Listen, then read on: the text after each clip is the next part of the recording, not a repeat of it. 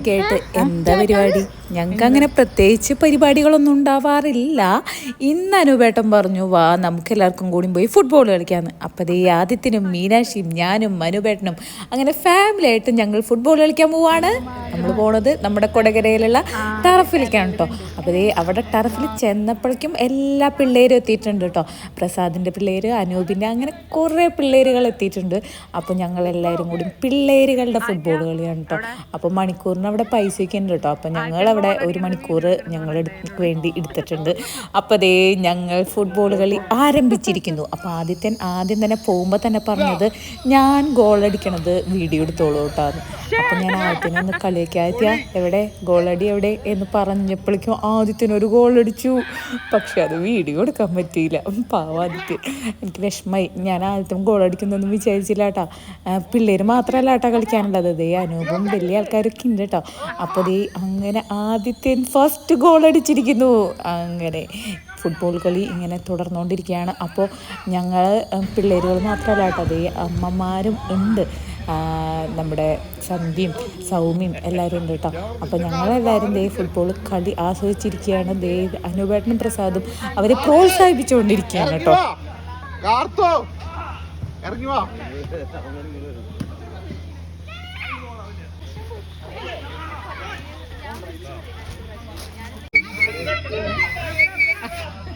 മാത്രമേ ഉള്ളൂ.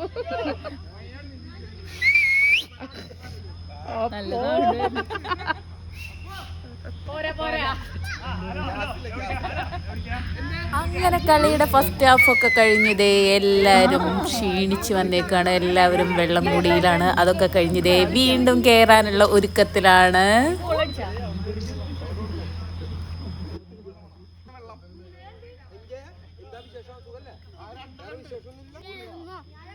പിന്നല്ലാണ്ട് എനിക്കെന്താ പണി?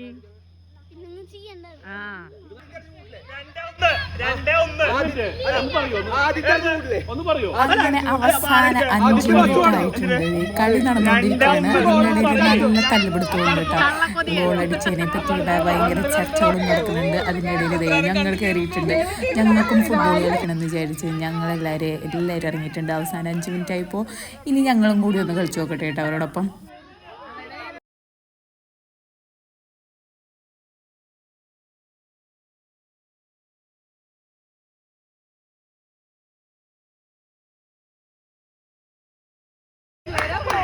ഇറങ്ങ് അശ്വച്ച് സൗമ്യം ഇവിടെ കളിക്കും. സന്ധ്യ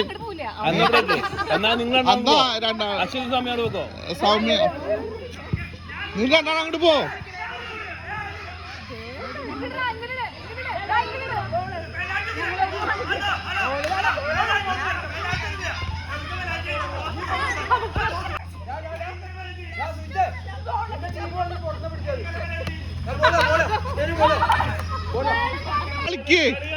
അടിയാണോ എന്ന് ഞാൻ സംശയിച്ചുകൊണ്ടിരിക്കുകയാണ്.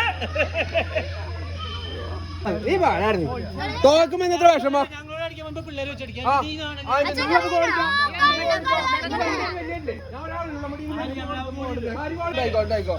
കളി തോക്കുമ്പോ വിഷമോ വിഷമിക്കുന്നത്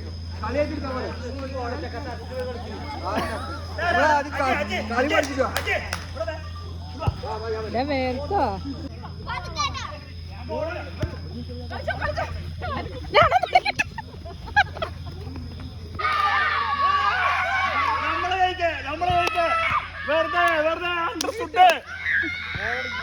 വെറുതെ തെറ്റിദ്ധരിപ്പിച്ച ടീമുകള് കുഴപ്പമില്ല.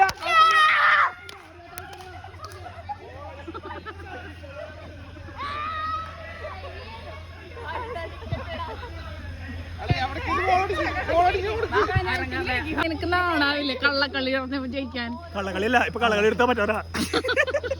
ഞങ്ങളല്ല ഗോളടിച്ചു.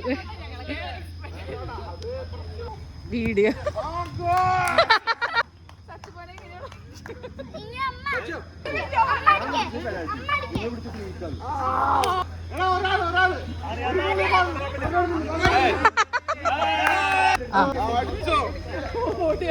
അങ്ങനെ കളിയൊക്കെ കഴിഞ്ഞതേ എല്ലാവരും പുറത്തിറങ്ങിയിട്ടുണ്ട്. അടുത്ത ടീമുകാർ വെയിറ്റിങ്ങിലായിരുന്നു. അതുകൊണ്ട് തന്നെ ഞങ്ങളെ പെട്ടെന്ന് തന്നെ പുറത്താക്കിയിട്ടുണ്ട്. അടുത്ത ടീമുകാർ കയറിയിട്ടുണ്ട് കേട്ടോ കളിക്കാൻ.